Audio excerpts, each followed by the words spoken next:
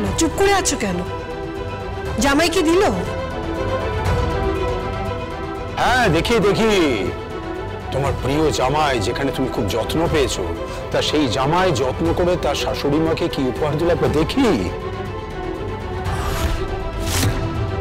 হ্যাঁ, ওই ব্যাগটা আছে বুঝি। দেখি দেখি দেখি, কাছে দেখা কি হচ্ছেটা কি। তোর বিহেভিয়ার ঠিক কর। তুমি আর বিহেভিয়ার শিখিও না। দেখি শাশুড়ি মাকে কি দিয়েছে। দেখ। ও গড, শাড়ি দিয়েছে।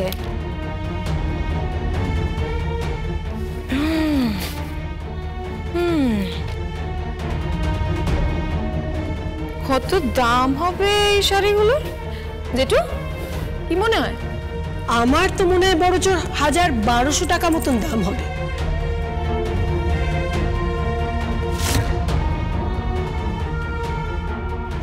খুব রিচ তোমার জামাই, খুব রিচ। বিদ্রুপ করো না, বিদ্রুপ করো না দয়া করে। ওরা যা করেছে ওদের ক্ষমতা অনুযায়ী করেছে। ওই বাড়িতে গিয়ে আমি খুব আনন্দ পেয়েছি। ওখানে অর্থ নেই, কিন্তু প্রাণ আছে, মন আছে, স্নেহ, ভালোবাসা, সমস্ত কিছু আছে। দয়া করে অর্থের অহংকারে সেগুলোকে ইগনোর করো না।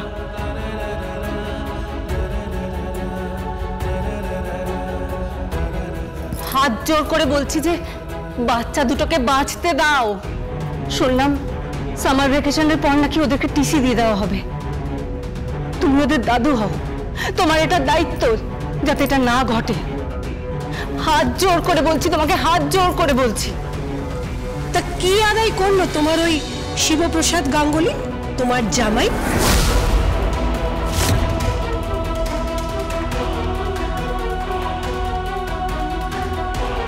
হ্যাঁ, কি আদায় করলো? কপালে তো সোনা দানা কিছুই জুটলো না। তা কি আদায় করলো তোমার কাছ থেকে তোমার জামাই শিবপ্রসাদ গাঙ্গুলি? একটা কাঁচা টাকা, ব্যাস।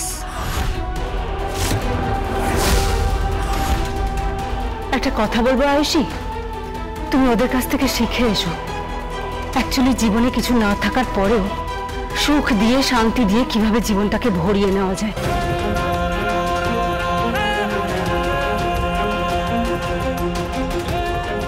ও আর একটা কথা, যদি ওই পরিবারের ওপর কেউ নজর দিয়েছে, আবার কোনো ক্ষতি করার চেষ্টা করেছে, সেটা কবির হোক, কর্ণ চ্যাটার্জি হোক বা আমার স্বামী হোক, তার ফল কিন্তু খুব খারাপ হবে।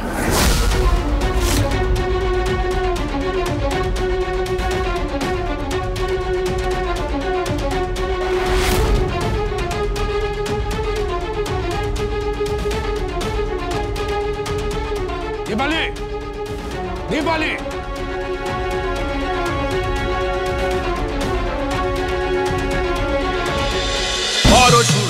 পরশুরাম আজকের নায়ক।